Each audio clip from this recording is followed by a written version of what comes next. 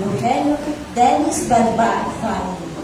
New Law of Multipurpose Cooperative, Adriano and Dione Maravilla family. Robert and Abigail Mordogo and family. Jerry and Valentin Mayuga and family. Para po sa kahilingan ni Caitlin Oriela A. Vergara, J.D. Abea Jade and Audrey Balba. Para naman po sa kaarawan ni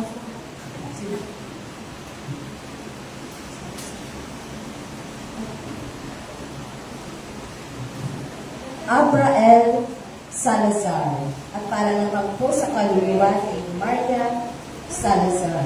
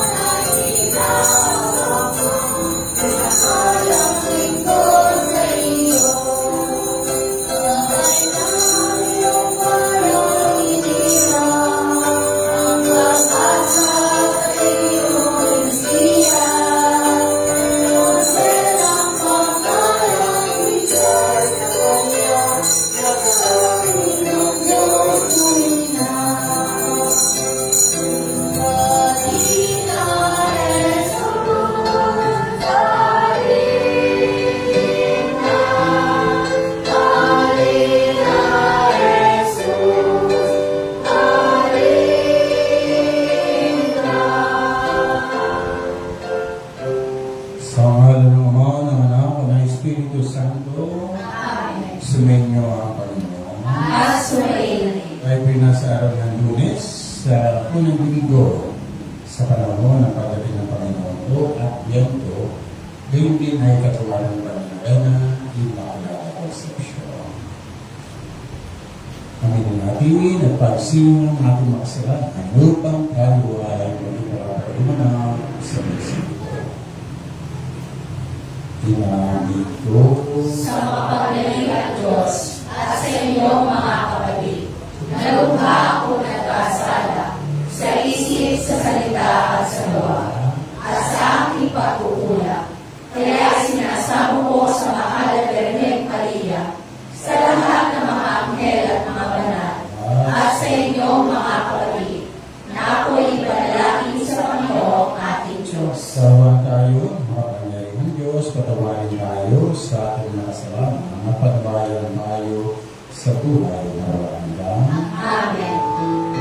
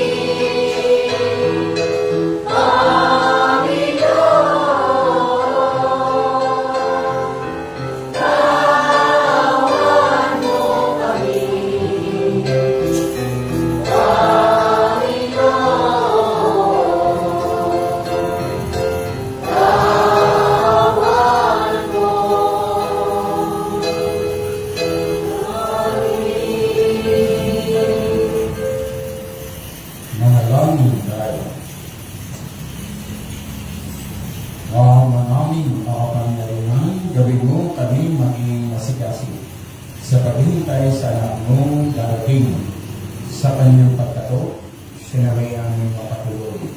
Sapagat siya ang pinanandigan namin sa aming pagdalangin sa pamamagitan niya kasama ng Espiritu Santo magpasawalang Amen. Amen.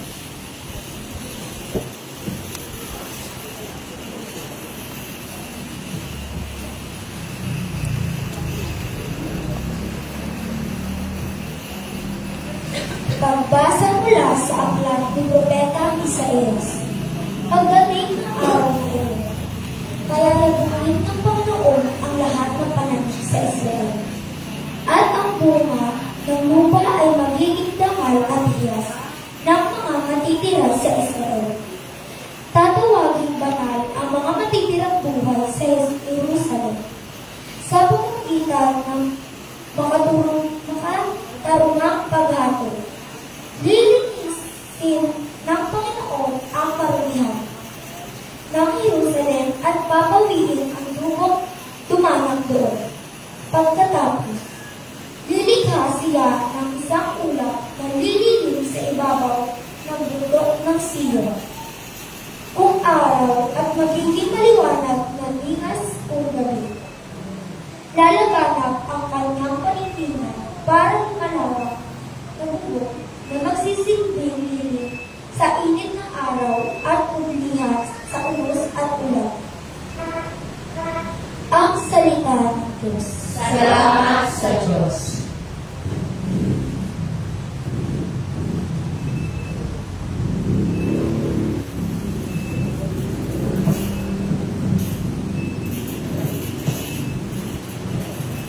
Masaya tayong papasok sa tahanan ng buong Diyos. Masaya tayong papasok sa tahanan ng Poong Diyos. Ako ay nagalak sa sabing ganito. Sa bahay ng poon ay pumasok tayo. Sama-sama kami matapos sa piling ang pintuang lungsod nitong Jerusalem. Masaya tayong papasok sa tahanan ng Poong Diyos. Yaong Jerusalem, kay ganda ng anyo, maganda ang ayos ng muling matayo. Dito umaahon ang lahat ng angkan, liping ni Israel, upang magsambahan. Masaya tayong papasok sa tahanan ng Poong Diyos. Ang hangal, ang poon ay pasalamatan, pagkat ito'y utos na dapat gampanan. Doon din naroon ang mga hukuman at trono ng haring hahatol sa tahanan. Masaya tayong papasok sa tahanan ng Poong Diyos. Ang kapayapaan nitong Jerusalem, sikaping ang poon niya ay inalangin. Ang nagmamahal sa iyo ay pagpalain. Pumayapa nawa ang banal na bayan, at ang palasyo mo ay maging tiwasay. Masaya tayong papasok sa tahanan ng Poong Diyos. Dahilan sa aking kasama at katotoo, sa iyo, Jerusalem, ang sabi ko ito. Ang kapayapa ay laging sumaiyo, dahilan sa templo ng poon, ating Diyos, ang aking dalangin umunlad kang lubos. Masaya tayong papasok sa tahanan ng Poong Diyos.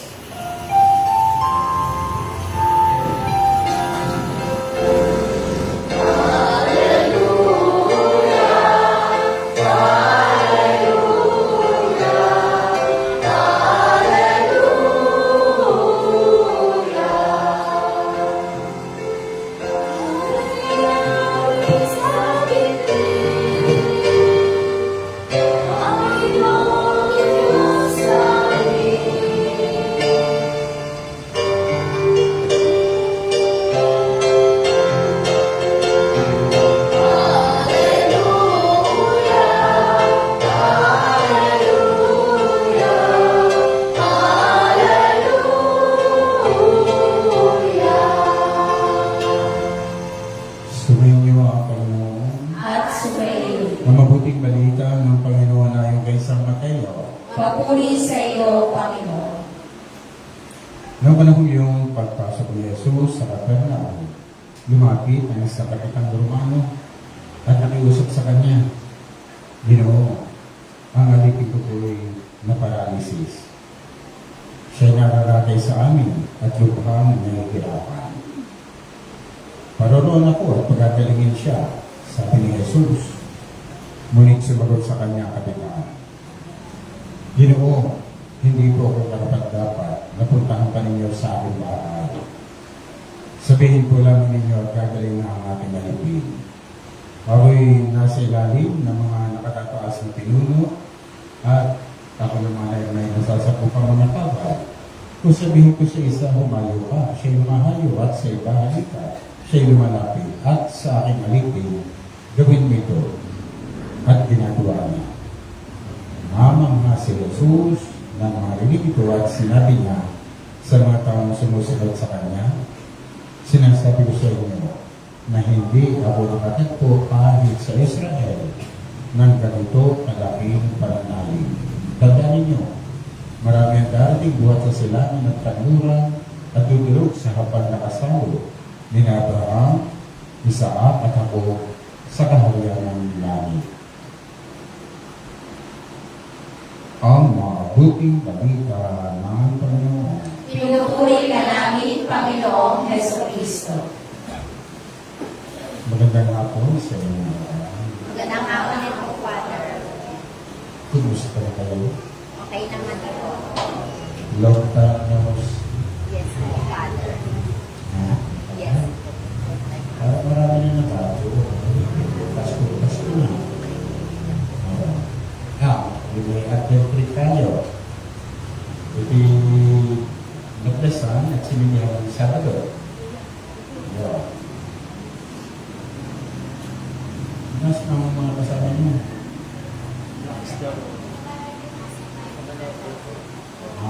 Wala pa.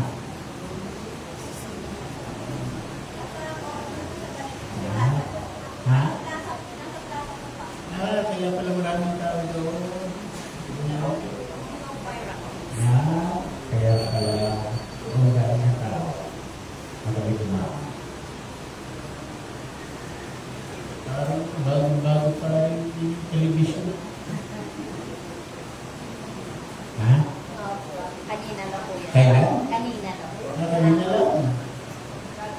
Basa-basa pa yata pintura. Malaki nga naging improvement ninyo.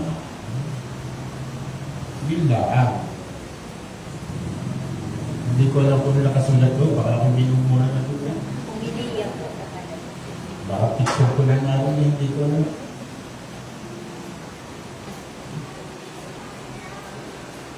Pagpatuloy ninyo yan. Ngayon nga, tayo po yung nasa ikatlong araw ng Panginoon in Baklava Reception. At kasabay din nga ninyo, pagkatapos dito kami pupunta sa Pangalawa na dito sa ating Ebanghelyo ayon kay San Mateo ay siguro dito lumiwanag ang misyon ng ating Panginoon Jesus. Diga, lagi na sinasabi sa sambahayan ng Israel siya sinugo. Sinugo sa mga nawawalang tupa ng Israel. So, ibig sabihin, sa Israel lang. Pero ngayon, ipinakita, sabi nga din sa bandang huli, pandamin nyo, maraming darating buhat sa silangan at kanluran. So, hindi lang Israel. Nadudulog sa hapag, nakasama rin Abraham, Isaac at ako sa kaharian ng langit. Ibig sabihin, kung ang sinasabi ni Jesus na ang kanyang missionary sa nawawalang tupa ng Israel, ito pala ay para sa lahat. Na yan ay kita-kita natin yung nangyari ngayon. Mangyari, may isang kapitang Romano na lumapit kay Jesus dahil sabi niya, ang alipin ko po'y na paralysis, siya'y nararatay sa amin at lubhang nahihirapan. Ibig sabihin, may sakit ang kanyang alipin. Eh kung natin titingnan, ito'y kapitang Romano. Si Jesus, Hudyo. Hindi kasi sinakot ng mga Romano ang mga Hudyo.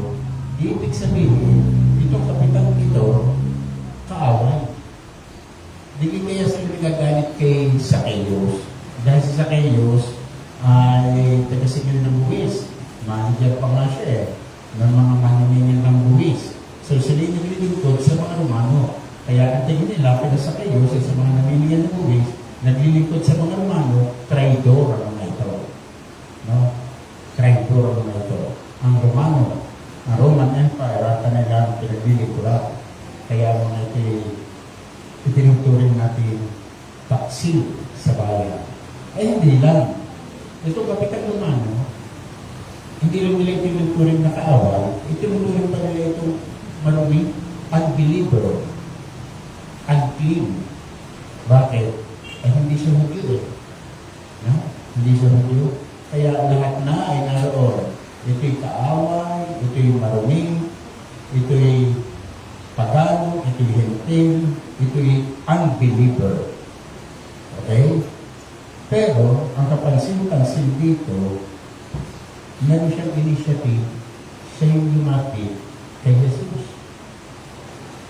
At siya may hiling-hiling, hindi para sa kanyang sarili, kundi para sa kanyang alipin. Kaya doon natin makikita, ang Kapitang Romano nito ay may malasakit sa kanyang tauhan. Dito kay ito ang boss. Halimbawa, naroon ang alipin, may sakit, ay hayaan na yan, tumuhan na ng ibang alipin. Di ba ba? Ikaw ang boss niya. Pero hindi eh. Talagang lumapit kay Jesus, ang alipin ko'y nahihirapan, tulungan ninyo. Kaya nakita siguro doon ng ating Panginoon Jesus, ibang klase itong kapitang ito. Official siya eh. Okay? Ibang klase ito. Kaya ano ganda naging tugon ng ating Panginoon Jesus? Paroroon ako. At pagkakalingin siya. Nawala na yung boundary na ang mission lang ni Jesus para sa mga nawawalang tupa ng Israel. No, nawala na ang boundary ito. Lumabas na si Jesus sa boundary na kanyang mission. No? Na kahit sino basta may humingi ng tulong, tutulungan niya ni Jesus. Yan ang kanyang mission, kaligtasan ng lahat. Pero, may nangyari pa. Sa sagutan, Kapitang Romano at ni Jesus. Dahil sabihin, pagulong ako eh. Sige, tayo sa iyong bahay. Ay, ano sagot ng Kapitan? Ginoo, hindi ko ako karapat-dapat na puntahan pa ninyo sa aking bahay. Sabihin ko lamang ninyo at gagaling na ang aking alipin. Nabigla noon ang Panginoon Jesus. Ating may imagine na isang Kapitang Romano na sumakop sa mga Hudyo, hihingi ng tulong sa kanya ni isang karpentero. Di ba ka? Hindi naman yung tinawag na guro si Jesus eh. Hindi naman yung tinawag na Panginoon si Jesus eh. Ang kanyang address ay Ginoo. Ang alipin ko yung naparalysis. Pero lumapit niya, nakita ko ni Jesus, ibang klase ito,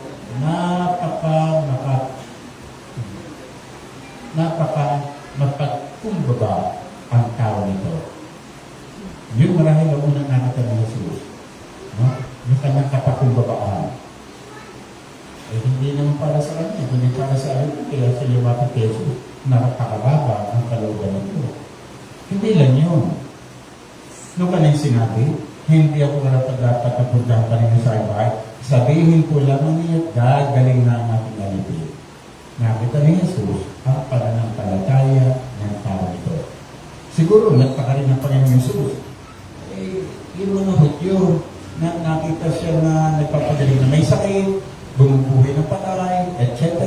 Yung bingi, nakakarinig, yung bulag, nakakakita, yung piti, nakapagsalita. Lahat ng yung pinagagaling natin Panginoon Jesus. Pero, ano sinasabi ng mga Hudyo kay Jesus? Magpakita ka sa amin ng palatandaan. Yun. Magpakita ka ng palatandaan na ikaw na galing sa Diyos. Humihingi sila ng tanda, humihingi sila ng sign.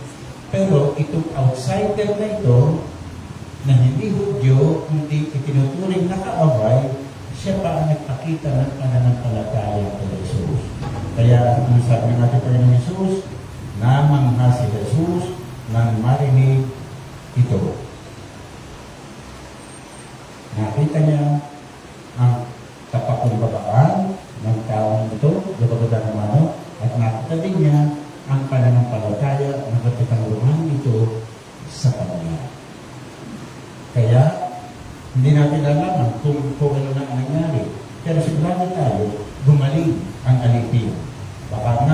Kapitang Romano ito. Sumunod na kay Jesus eh. Hindi natin alam. Pero tayo nakatitiyak, ng oras na yun, gumaling ang alipin. Ganoon ka-epektibo ang salita ni Jesus. At ganoon din ka-epektibo ang mga salitang binitawan ng Kapitang Romano ito. Para natin masasabi, simula nung una pa, ito po ay sinasambit na sa lalo pigit sa loob ng misa. Kailan yun? Bago mag-tumunyo. Liga, pagkatay sisimba, itataas ng pari ng bahagya ang katawan ni Kristo. Ano sasabihin ng pari? Ito ang kordero ng Diyos na nag-aalis ng kasalanan ng salibutan. Mapalad tayong tatanggap sa Kanya. Ano sagot ninyo? Panginoon. Sige nga, Panginoon, Hindi ako dapat makatuloy sa iyo. ngunit sa isang salita lamang. Ay gagaling na ako. Ito yun, dito kinuha ang verse na yun. Dito sa Kapitang Romano ay tinuturing na kaaway, tinuturing na outsider. Yung pala, magpahanggang ngayon ay ating sinasabi sa loob pa ng misa para ng immediate preparation sa pagtanggap kay Kristo. No? Hindi ko dapat napuntahan pa ninyo sa ating bahay, sabihin ko lang ninyo, gagaling na ang ating lalipin. Napakaganda. Dami nga lamang mukhang hindi naintindihan ng iba. Ngayon po yung lagi ko na lang sinasabi. Ano yun? Ano yung sinasabi ng commentator? Panginoon, hindi ako karapat-dapat na magpatuloy. Yun. Doon, nagkakatalo. Yun ay magpatuloy. Hindi magpatuloy. Panginoon, hindi ako karapat-dapat na magpatuloy sa iyo. Hindi. Mabilis. Hindi kapag meron kang bisita, uy, tuloy kayo. Hindi ko naman sinasabi, tuloy kayo. Hindi. Kundi, tuloy kayo. Come in. Yun. Di ba ga? Kaya yun, hindi ako dapat magpatuloy sa iyo. Ito yun. Ano nga yun sa English? Pero nga, ano nga yun sa English? I am not worthy. Yun ay noon. Noon, yung kan sinasabi, I am not worthy to receive you, but only say the word, and I shall be healed. Binago na yan sa English. Yun yung research. Diga, pagkakasabi dito, ay may sakit ang aming alipin. Ano sabi ni Jesus? Pupunta ako doon sa bahay mo. Para doon ako, gagalingan siya. Ano sabi nito, Kapitan? Hindi po karapat-dapat na puntahan ka ninyo sa ating bahay. Dahil alam mo, Kapitan, na siya ipagano. Si Jesus, Hudyo. May paniniwala sila, pag ang Hudyo pumasok sa bahay ng pagano, ituturing natin siyang hindi malinis. Kaya alam ko na, Kapitan, huwag kang pupunta sa bahay ko. Ituturing kayong marumi. Kaya sabihin nilang ninyo, salitahan ninyo, gagaling ng marami yun. Kaya nga, i-research ninyo at bukas tatanungin ko kayo kung ano ang sagot sa English. I am not worthy to receive you, that you should enter my room. Yun, enter my room. Ipagpatuloy sa bahay ko dahil kayo tuturing na marami. Yun. Kaya i-research ninyo at assignment ninyo bukas tatanungin ko kayo. That you should enter my room. Sa buko, under my room. No? Yun ang tamang translation nitong sinabi ng Kapitan na hindi tayo karapat-dapat magpatuloy. No? That you should enter our room. No? Sabihin lang, we shall be healed. Gagawin at gagawin tayo. Kaya yung mga salita yan, ang pinapanggit natin sa pisa, ay namnamin natin. Lalo ba't sabi ko na kanina, ito yung immediate preparation sa pagtukuman nyo, sa banal na pakikinawa, na hindi tayo dapat, pero pinaging dapat na wini-welcome natin si Jesus sa ating buhay, sa ating bahay. Okay? Kaya, salamat sa Kapitang Romano nito na umi-echo yan sa buong Kristyanuhan, buong mundo, ang salitang ito ng Roma. Natuto tayo na hindi sa isang itinuturing na outsider, pagano, unclean, unbeliever. Siya pala matuturo sa atin ng tunay na kapakumbabaan at pananampalataya kay Jesus. Panalangin ng bayan. Sa pagpasok natin sa panahon ng Advento, idalangin natin ang buong puso sa Diyos nating Ama na ang pagkakataong ito ay maging bagong simula ng biyaya na magdudungan ng kapakinabangan para sa atin. Panginoon, dinggin mo ang aming Panginoon. Panginoon, tingin mo ang aming panalangin.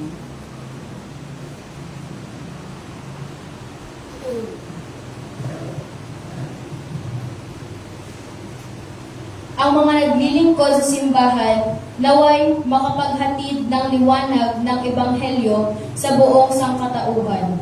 Manalangin tayo sa Panginoon. Panginoon, tingin mo ang aming panalangin. Sa ating sariling buhay, naway maipakita natin sa mga nangangailangan ang ating tulong na pag-ibig at habag katulad ng ipinamalas ng kapitan ng mga sundalong Romano sa kaniyang utusan. Manalangin tayo sa Panginoon. Panginoon, tingin mo ang aming panalangin. Atin nawang unawain at tanggapin ang mga taong iba ang lahi at pananampalataya kaysa sa atin. Manalangin tayo sa Panginoon. Panginoon, tingin mo ang aming panalangin.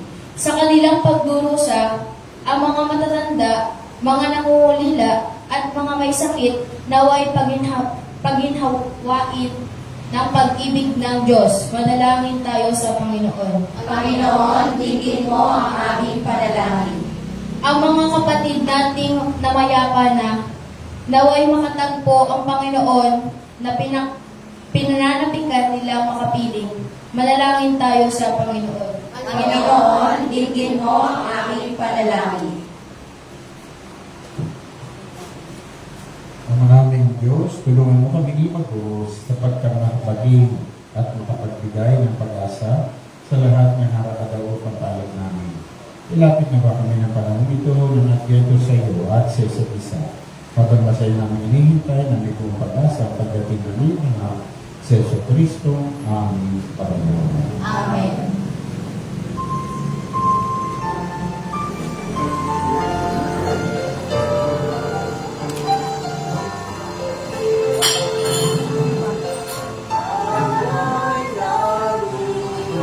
Sa iyong pagdating, kabutihan, pag-asot, mga pusong kapal. Sa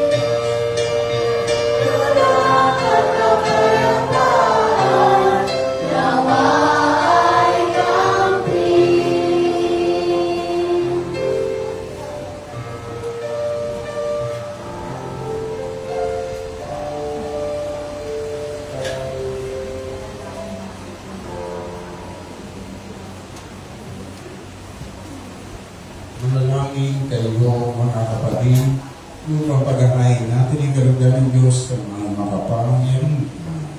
Kami nakuha ng Panginoon ito paghahain sa iyong mga kamay. Sa kapurihan niya at karangalan sa ating kapanabangan at sa buong sambayanan ng banal. Ang aming lumikha, tanggapin mo ang aming mga alay na ikaw rin na nagbigay. Magdulog ba ito ng katimpang kaligtasan na ngayon pa man ay aming ang pinakikinabangan sa pamamagitan ng Yesu Cristo kasama ng Espiritu Santo magpasawalang hanggang. Amen. Sumainyo ang Panginoon. At sumaili. Para sa Diyos, ang inyong puso at diwa. Tinaas na namin sa Panginoon. Pasalamatan natin ang Panginoon ating Diyos. Marapat na siya ay pasalamatan. Ang naming mga pangyarihan, tuloy ang marapat na ikaw ay aming pasalamatan sa pamamagitan ng Yesu Kristo na aming Panginoon. Siya'y sinugo mo upang matupad ang iyong magandang balak para sa lahat.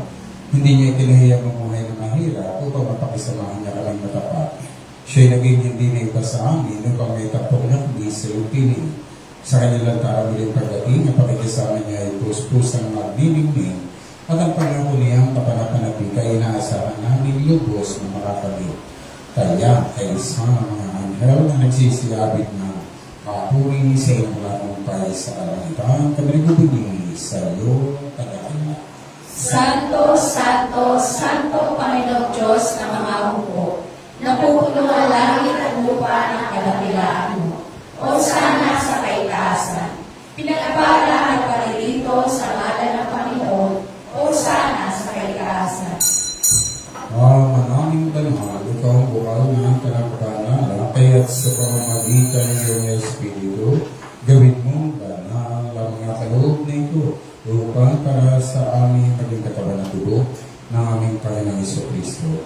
Bago niya pinagtiis sa ambos ng loob ng marinong hinabakan niya tinapay, pinasalamatan kanya, pinagatihatin niya yun, ibinigay sa kanyang mga alagad at sinabi, tanggapin niyo lahat ito at kanin. Ito ang aking katawan, ay handog para sa inyo.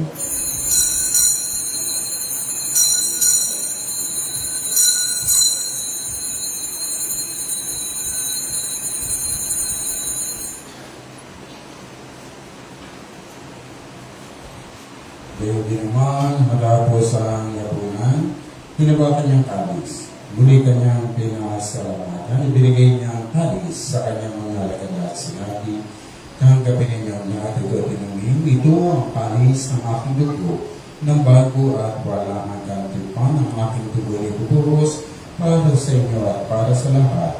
Sa kapagpapatawad ng mga kasalanan, gawin niyo ito sa pag-alala sa akin.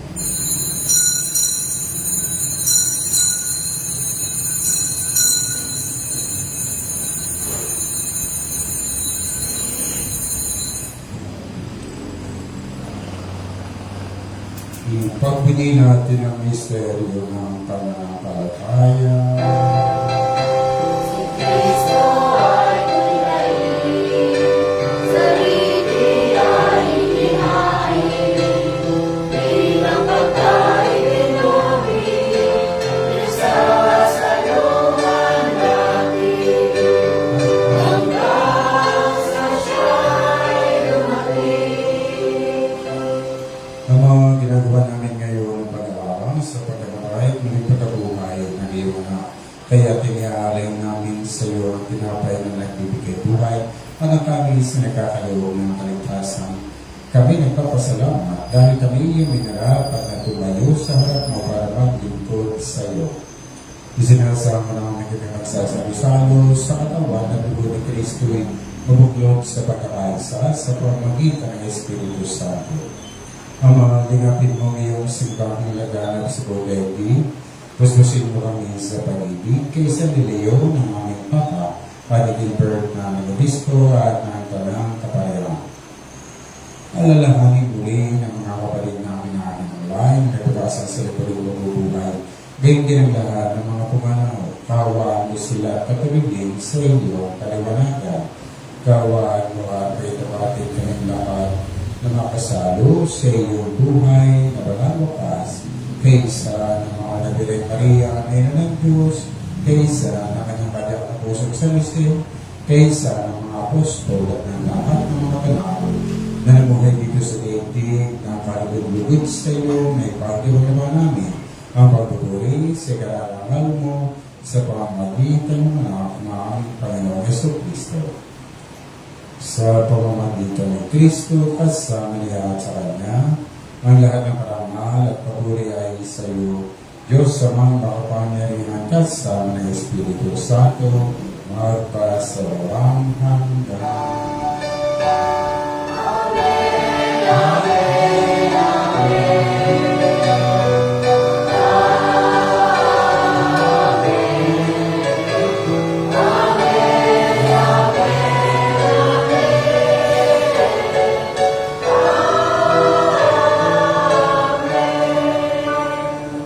Ang lakas loob natin ngayon, itahan.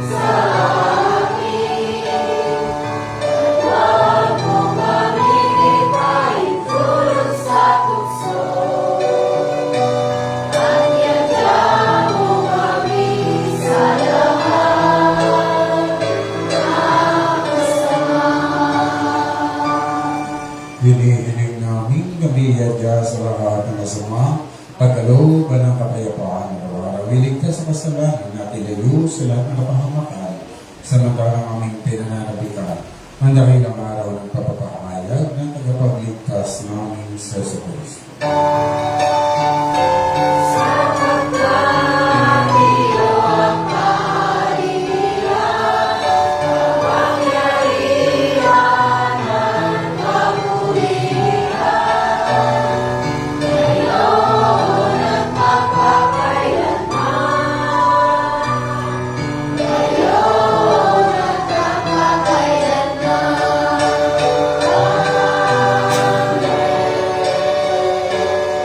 Panginoon Jesucristo, sinabi mo sa iyong mga apostol, kapayapaan ang iniwan ko sa inyo.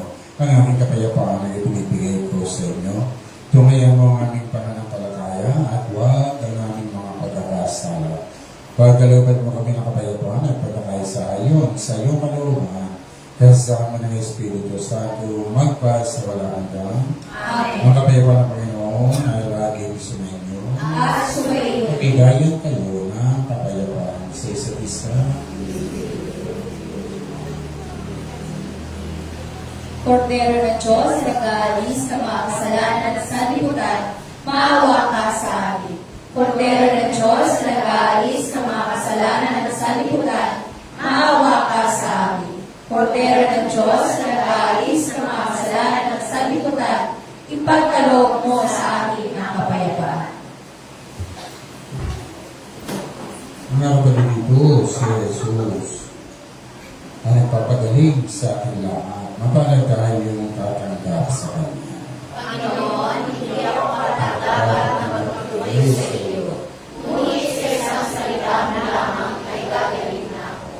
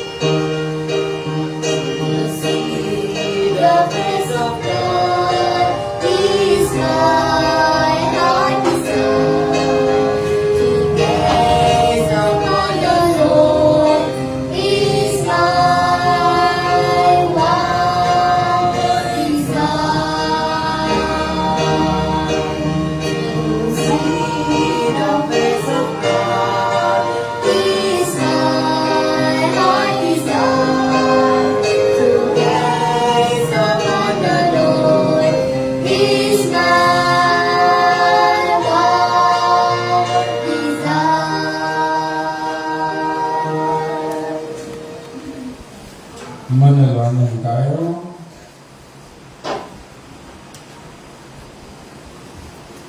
Manaming mapagmahal na pakailangan naman ng aming katisanuhan upang sa aming paglalakbay dito sa lupang bakaw, ating mapanalik ang iyong pagpapalang pangmagpakailanman sa pamamagitan ng Yesu Kristo kasama ng Espiritu Santo, magpa sa walang hanggan. Amen.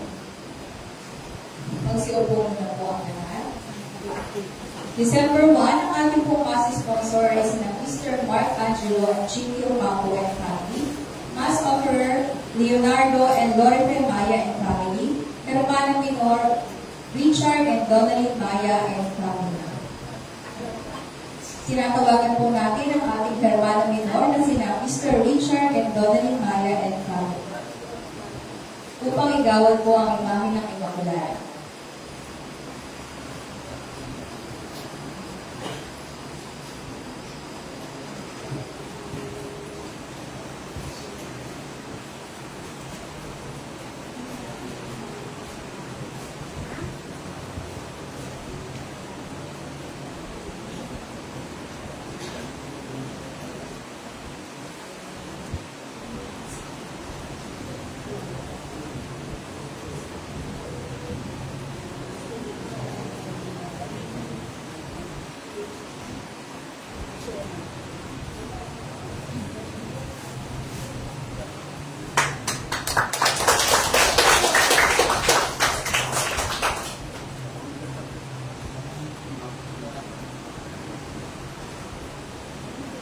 Maraming salamat po ulit sa ating Hermana Minor, Richard and Donalyn Maya and family.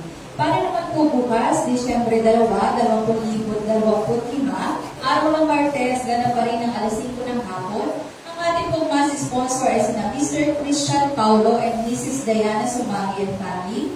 Mass offerer Mr. Sotero and Mrs. Telma Punzalan and family. Hermana Minor, Mr. Edgar Biao and Mrs. Gory Maya Talastas and family. Ang lahat po ay canned goods o mga pagkain hindi madaling mabulok. Ito po ay iipunin sa ating parokya upang ipamahagi sa ating mga kababayan na kapuspang. Magsitayo po.